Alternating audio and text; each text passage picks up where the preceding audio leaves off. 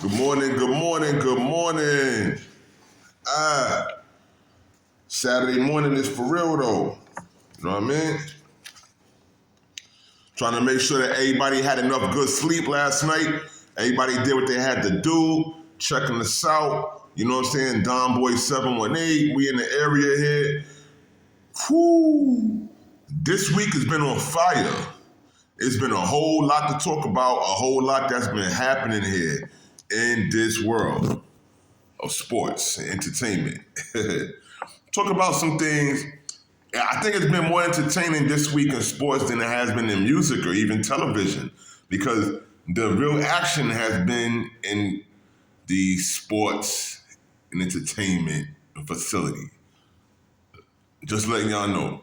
Okay, Don Boy, someone that we miss y'all. What did y'all do all week? How was the work week? What did y'all get down like? You know what I mean? Did anybody have any crazy fights at work? Did anybody, you know what I mean, steal some of your supplies? Was somebody trying to work your shift? You know what I mean? In your area, what happened? You know what I'm saying? Or you had a smooth, straight week. Everything was beautiful. Don Boy 718, man. Talk about sports and in life. There is a lot that's going on that has been happening with this sports world, you know, and college football specifically. There have been a lot of changes in college football coaches and who's running the programs and giving these young men direction. Some of these young men, they just now starting to learn trust and to be able to deal with things a certain way, and they're getting this abandoned feeling because their coaches that they had one year is there, and then the next year they go on to another coach, or it just seems that people are not being authentic the way that they could be for these young folks. Be responsible. For instance, I know y'all heard the hot topic this week has been about the Michigan University coach, or former coach, I should say now. This brother here, he messed it up. Sherrone Moore. Sherrone Moore was in an inappropriate personal relationship with Paige Shiver, the daughter of Jeff Shiver, a Chicago Bears scout since 1987. And the Chicago Bears coincidentally drafted Colston Loveland, you know, a Sherrone Moore product, someone who Sherrone Moore had brought through the University of Michigan Wolverines program. And this guy's a tight end, and he was taken in the first round. Coincidentally, Jeff Shiver being one of the scouts and being the father of Paige Shiver, who was caught up in a relationship with Sherrone Moore. This man was drafted in the first round. And Mr. Shiver, he also attended multiple Michigan games, you know, to watch the Wolverines play. And his daughter, Paige Shiver, she was also featured on the Chicago Bears website in 2016. I mean, amid her long-term battle with Pompe disease, which is a rare disorder that impacts the heart and skeletal muscles.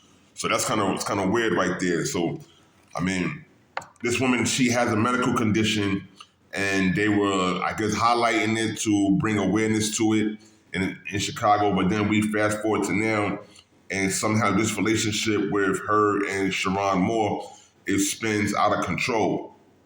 Because the thing is, I'm told that she wanted to break the relationship off, and she let him know this on Monday. So on Monday, when she told him this man, he went into a rage or whatever, and I guess he flew over there and just started to go mad, you know, go crazy, ballistic. But Sherrone Moore, he is married with 3 children and was charged with third-degree home invasion felony plus 2 misdemeanor counts of stalking and breaking and entering. He was bailed out yesterday on a $25,000 bond. The judge told him, don't buy a weapon, consume alcohol, weed, or any drugs, and to wear a GPS monitor. His next court date is going to be on January 22nd for this issue. Now, with Coach Sherrone Moore, we're talking about a Michigan Wolverine program that is very prestigious. and very well known. You know, everybody knows about the big rivalries, the histories. Okay, you got Michigan and Ohio State, which just had a big situation. What was it, 2 weeks ago? And they didn't want Ohio State to plant their flag on the Michigan M. Well, shoot, I think they should have just let them go in and do it, because look at it now. They done damn well destroyed, the coach of Michigan done damn well destroyed the program.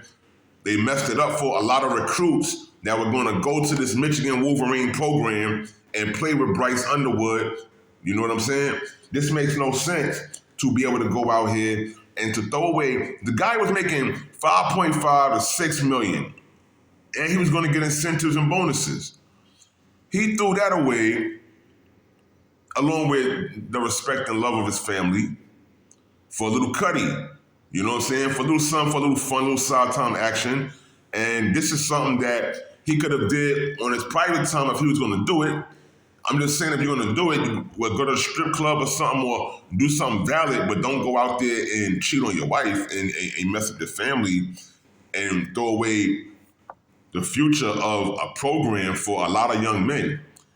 Each of these rosters usually carry about 53 guys on there. So that's 53 young men that's already there. And then you filter through some of the new guys that was going to try to make their way and join the program. Some really good talent that they are going to miss out on now because of these circumstances. And that's a lot of heartbreak and disappointment right here. What kind of example is that teaching them or leaving out there on the field for these young men to look forward to? And I know it's pretty tough because, you know, all of these guys, they want to finish their train, or they're in the development stages. That is very important. And this is a vulnerable part of life for these young men. They're looking for direction. They're relying on adults to be grown up and to teach them the way. Sports is more than just what you see on the field, on the court, what you see these athletes doing. These folks actually look up to their coaches and assistant coaches and staff as parents, or, you know, I would say, not tutors, but like big, better than big brothers or lost uncles. You know, people that's going to give them the real guidance and be official with them. But when stuff like this happens, it takes away from their trust. Now you're creating more trust issues in these young men. And especially in a program like Michigan that's very prestigious, that a lot of young men may work hard to even get mentioned or get a scholarship to this school, because tuition is up and it's not cheap. So scholarships do benefit a lot of young men. And so does the transfer portal now, because they have an opportunity to go on from a lower school to a higher school, sort of like a Division II to a Division I, provided that these guys are really playing well and everything is in play. You have folks that move up and make these changes. But I think Michigan is going to be hurt right now unless they get a real good coach traditional lead that can really bring back the recruitment and instill the trust back into these young men, so that they can be able to see that there's someone that they can, you know, look up to or listen to or take direction, and this isn't a flaw. Because you have some guys out here that playing sports saved their life.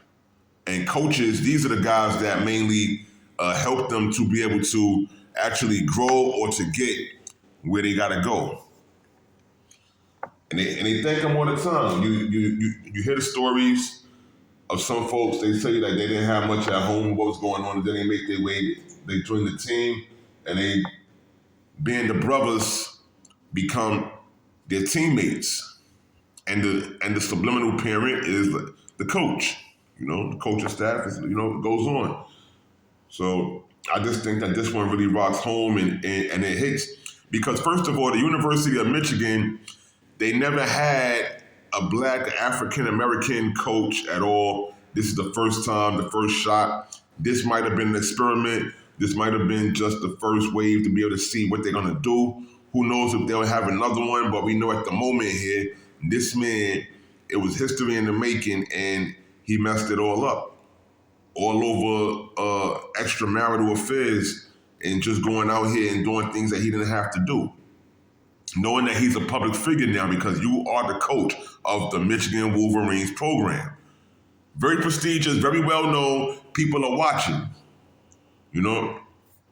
And I'm not sure how the affair came about, and I'm not taking nothing away from this woman also because it takes two to tango. You know, it takes two to tango, and Coach Sherrone Moore and Paige Shiver, this whole situation, the way that it caught itself up, and I could see why she wanted to break it off. Maybe she felt guilty about how far that they've actually gone with it, and that's respectable. So he probably wasn't used to taking no or being turned down before, so then therefore he reacted in such a nasty way, in a horrible manner to let this go, let alone that they were already doing stuff that they shouldn't have been doing on a professional level, because just because you have a woman assistant doesn't mean that you guys have to always get entangled. Or just because it's the opposite, either way, you know, because people are out here having a little bit more fun than they used to, but you shouldn't have to cheat on your family or cheat on your wife when you're making $6 million, even if you're making less, because you were entertained by somebody that's pretty or handsome that you happen to work with. We have responsibilities to get to. I just want to say that about Sherrone Moore, the former coach of the University of Michigan Wolverines. It's pretty crazy because all of this hits home and happens to happen when the CFB playoffs are here. And as you can see, Michigan, they've missed out. Michigan missed out on the playoffs. Yes, they did. This year in the CFB, you're going to have James Madison. James Madison, they're going to be taking on Oregon at number 12. This is in the first round, you're going to have James Madison, JMU, taking on Oregon, the Oregon Ducks. This right here, they have James Madison at maybe, a plus 1,100 because the Oregon Ducks, they're supposed to be the favorite and they're looking better to take this one home in the first round. They're playing on December 20th. Next week, the college football playoffs, they begin. I believe this week everybody's getting ready so that they can go on and do what they got to do and make sure that they are locked in to be able to play. These guys are going to do what they're supposed to by prepping and getting ready. And 1,100, that's a pretty big odds right there. That's on DraftKings for James Madison to win. So if they do win, if people are putting their money 1,100 on to James Madison, they might come up because the chances are they're looking at Alonzo Barnett the third. He's a junior with 2,500 yards, and 8 touchdowns. A quarterback like him, he's only 200 yards under Dante Moore. Dante Moore, who we all have heard about now, he's been driving this Oregon Ducks team, being a cool quarterback. He got 2,700 yards, 2,733 yards. He's been in the spotlight for the number 5 Oregon. And he's been making some moves. He could scramble a little bit. And his main thing, he's got 6 interceptions, which means that he's not a stranger to, just putting the ball out there. And he happens to be from Detroit. Look at this. With a 77 QBR rating, I think Dante Moore, he may be the best thing that they have going on over here, but they do have a mix in Oregon. They have Benson and Whittington. Good wide receiver and a good running back. However, if you look at James Madison, you can tell how they got there. It was through the ground game. It wasn't just in the air. Because you have dudes over there like Wayne Knight. This guy's a junior. He's bragging about 1,200 yards and 9 touchdowns for the season. That's pretty effective. That's pretty effective. This young man out of Smyrna, Delaware, he can be an asset on a team, a good back that some of these NFL teams need, and they're going to be watching. So I'm going to think that James Madison, they're not going to go away so easy, but I think that between what goes on over here, see, on the defensive end, that's very important as well. But you have 7 sacks apiece for their main defensive lineman and the linebacker.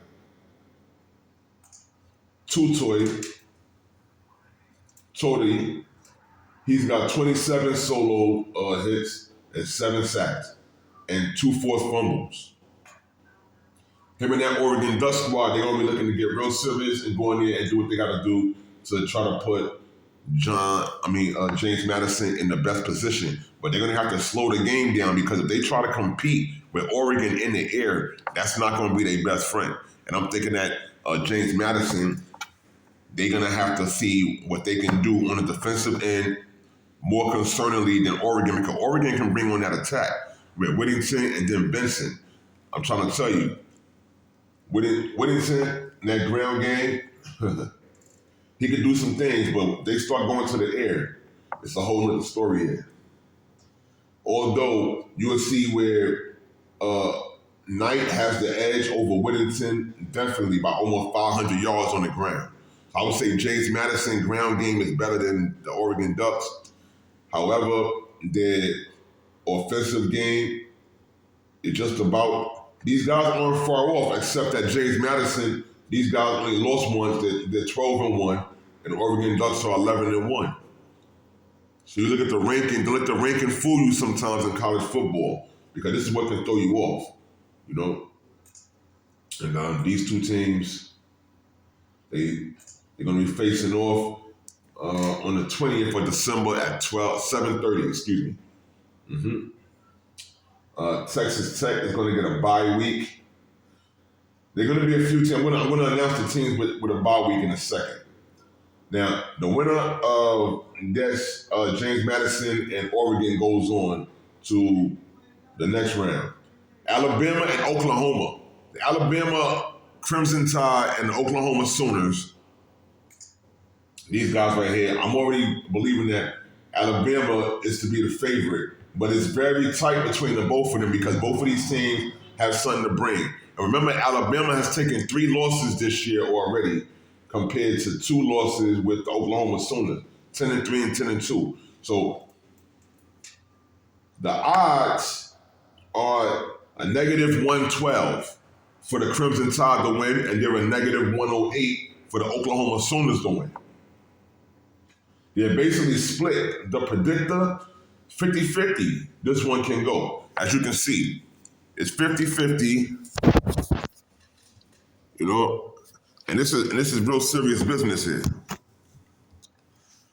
These guys are going to have to be ready to go because it used to be a lock-in where you could say Alabama has this and it's going to go a certain way, but then now without Coach Saban and the new regentrification of the Alabama Crimson Tide, these guys aren't who they used to be. All right? Alabama finished number 4 in the SEC. They were 7-1, in the conference, and 10-3 overall. Todd Simpson, their quarterback, he's been moving, making moves, doing what he got to do. 3,268 yards. You know, he's had a good year. He's been putting in most of the work through the air. This is another reason why Jeremy Bernard is going to have a good game and get loose and run them routes because they're going to need him out there to do what he do today. Not today, but these guys are also playing on the 19th at 8 p.m. This is going to be the first round, college football, y'all, I'm trying to tell you. We're going to talk more about this next week also. I just want to get this out the way today. And they're looking real good. They're looking cool at Alabama. But the Oklahoma Sooners, I don't think you guys understand about John Mateer. John Mateer, 2,578 yards, 12 touchdowns. But the problem is he's twice the problem. He has twice the problem that Todd Simpson is facing. Todd Simpson has 5 interceptions, and Mateer has 10. Those interceptions, they take away from your QBR, your accuracy, your development, because we're looking at what you can potentially offer, or what's the chances of you being able to have that team to be able to win, a good winning team. Good winning team. And to win this series, this is why they were so close. Negative 108 for the Oklahoma Sooners, negative 112 for the Alabama Crimson Tide to be able to win. There's going to be some work put in. Todd Simpson going to have to be creative out there today on the field, and I'm pretty sure that it's going to be something. It's going to be something out here on the field to watch out there next week on the 19th. We're going to talk more about this during the week and get into this with straight up college football playoff show, CFB outing, we're going to call it, and really get some information there to you. But sticking to the rest of the program here, I believe in Alabama should get that win. But Tulane and Ole Miss, the whole thing about it is Tulane. Tulane is 11-2. Ole Miss is 11-1. Tulane, they were the 16% to win.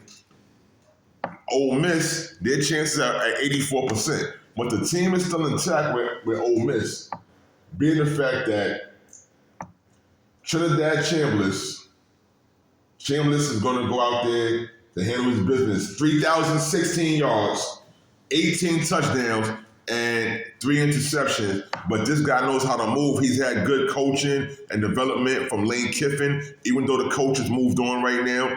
And it seems like Lane Kiffin, he's over in LSU, taking over to be the new head coach over there.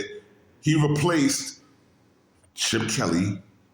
This has been a year in college football. You think about it. I mean, I can't help but to keep mentioning, just thinking of the names of the people that moved on. Trey Franklin is not in Penn State no more. He's over there in, Virginia.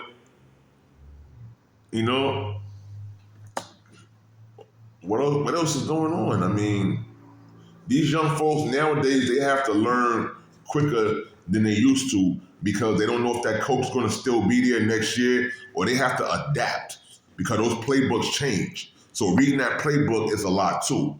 So with Lane Kiffin not being here with Ole Miss anymore, the senior Trinidad Chambliss, he's got all that he can get from the school, the program, and he might be the last Lane Kiffin product that's going to be produced, provided this young man gets a good run on look at in the NFL. If the scouts are knowing his name and seeing what's going on with the young man, that's something. Because he's definitely on the boards. Definitely on the boards. 6'1", 200 pounds, out of Grand Rapids, Michigan, and a QBR rating of 86. So I'm going to ride with Ole Miss today, because I know that these guys, they have a real good chance to be able to win against Tulane. I'm not going to go along with the fact of, even though Jake Breslav, the quarterback for Tulane, has had 2,846 yards.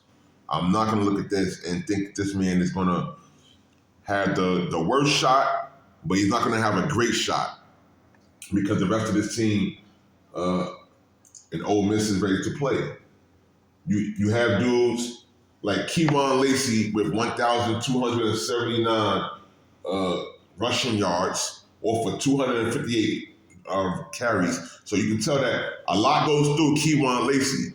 Keywan Lacey is going to have to be the guy when they play to be able to do what he do. 20 touchdowns. The guy has 20 touchdowns, and he's also a sophomore out of Dallas, Texas. And this means that he's going to be ready to go on and represent, and he wants to win. Him and Chambliss, these guys are official. Their numbers are up higher than Tulane. That's all I got to say. And just the fact that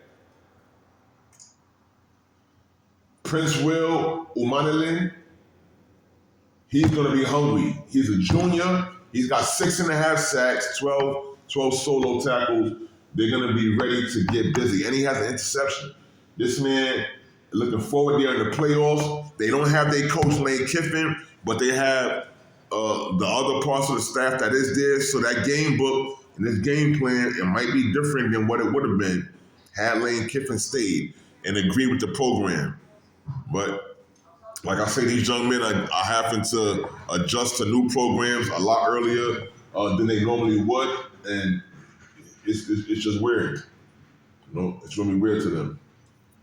Harvey Dyson's going to try to have something to say about this, but this Tulane defense, I want to see, it's going to be pretty interesting to see how these guys line up, but I'm going to ride with Keywan Lacey and this Ole Miss team because I believe that they got something to prove and they're going to go out there and do it. This is why they're 84% chance to win today, and Tulane is, just congratulated for making it this far. That's what I can tell them.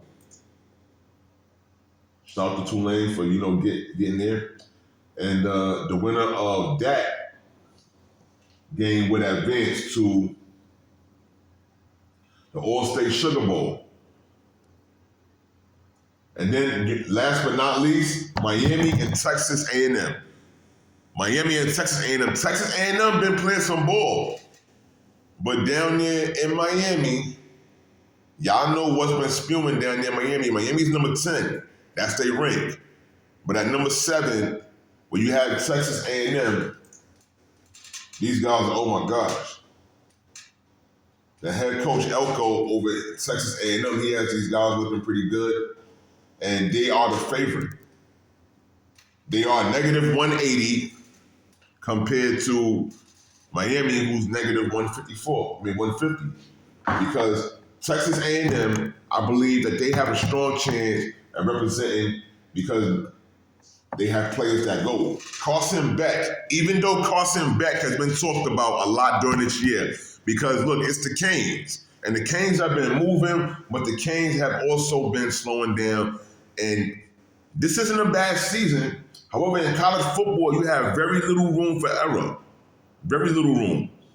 These guys are 10-2, and the Aggies that they're playing in Texas A&M, they only got one loss.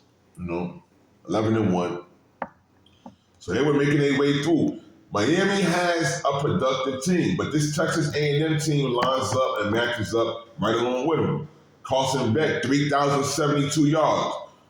Quarterback for Texas A&M, Marcus Reed, 2,932 yards. So there's only about maybe, a certain distance in yards, maybe 140 yards, 140-yard difference. But I tell you what, they both have 25 touchdowns apiece and 10 interceptions. So this is going to be interesting to see how the ball control goes in this game here because they both, with 25 touchdowns and 10 interceptions, we know that they can be prone to turn the ball over. It can be at any moment, but they have guys that can run the ball on the ground, but they're not the most effective. But these guys, they try. You have Mark Fletcher Jr., Mark Fletcher Jr. with 141 carries, 10 touchdowns. And then you have Ruben Owens for the Texas A&M, who gives them just enough with 618 yards off 112 carries and 5 touchdowns. This is pretty shady. Malachi Tony, if Malachi Tony has a good game for the Miami Hurricanes, I'm going to rock with the Miami Hurricanes. But I'm telling you that the odds are that Texas A&M are going to show up and they're going to be feeling a certain way. They're going to go in there and feel as if it's for them and that they deserve to move on to the Goodyear Cotton Bowl Classic and play Ohio State. Those Buckeyes. It will be a real good game. You see Texas A&M and Ohio State go at it. The Miami Hurricanes now, they want to change that scenario up and they want to be that team that actually gets there and do what they do. That'll be pretty good to see Texas and Ohio. Because in Ohio State, I mean, partly, but you have guys like, Justin Sane, who's just sitting here with 3,323 yards, 31 touchdowns, but he has 6 interceptions. So this will be another game where he'll have to control the ball, but he's dealing with a lot of help that he's getting also, especially guys like Bo Jackson and Jeremiah Smith. So this takes control right here itself because you have players that's helping the quarterback and rotating, playing, and doing their job on the team. Jeremiah Smith wants to go to the NFL. You know, he sure does. And I'm pretty sure that Bo Jackson does also. That running back there. 1,035 yards on the ground, 168 carries, 5 touchdowns. And then you have Jeremiah Smith, 1,086 yards, 80 receptions, 11 touchdowns. Come on now. And not to mention the defense, you have Caden Curry with 11 sacks. 11 sacks, this guy is ready to go. This Ohio State defense is pumped up, so I'm seeing them not having a problem with playing against a Texas A&M and a Miami. Ohio State, I'd be going with them against whoever takes this win right here, with Texas A&M and Miami. However, I think that the Texas A&M has a better shot to deal with the Ohio State Buckeyes. So the Aggies, it should be Aggies and Buckeyes in the Goodyear Cotton Bowl Classic on December 31st. That's what I'm believing is going to happen actually. And then with the All-State Sugar Bowl, since Georgia has the week off, just like Ohio State has the week off, this is a bye week for them. The first week, next week, they're not going to have to play. These guys are going to have rest, time, people, family, and to be able to get right. Georgia's going to play the winner of Ole Miss and Tulane with 9 out of 10. It might be Ole Miss, and this is nothing new.